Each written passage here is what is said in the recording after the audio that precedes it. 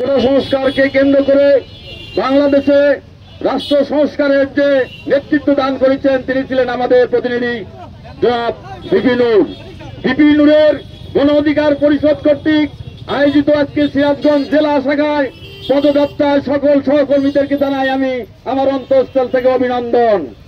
আরো বাংলাদেশের প্রত্যেকটা জনসাধারণকে জানাই আমি শুভেচ্ছা। আমি বলতে চাই, বাংলাদেশের 18 বছরের স্বৈরাচারী শাসন থেকে দেশ রক্ষা পেলেও এখন স্বৈরাচারদের, সেই দোসরদের, সেই ফ্যাসিবাদদের চক্রান্ত থেকে আমরা এখনো মুক্ত হইনি। 24-এর গণ অভ্যুত্থানে বাংলাদেশের 18 কোটি জনগণ এক পাল্লায় দাঁড়িয়ে একসাথে কাঁধে কাঁধ মিলিয়ে আমরা এই ফ্যাসিস্টের বিরুদ্ধে আন্দোলন করেছি। কিন্তু বর্তমানে কিছু কুচক্রী মহল আমাদের এই সৌহার্দ্যপূর্ণ আচরণ, আমাদের বন্ধুসুলভ আচরণের প্রত্যেকটা জায়গায় বিভেদ সৃষ্টি করার পায়তারা করছেন।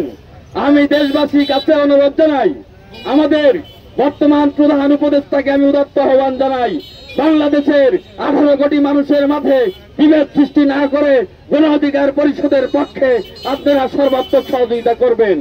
কারণ গণ অধিকার পরিষদ বাংলাদেশের জনগণের অধিকার নিয়ে কথা বলে, গণ অধিকার পরিষদ অসহায় মানুষকে নিয়ে কথা বলে, গণ অধিকার পরিষদ গণতন্ত্রের কথা বলে।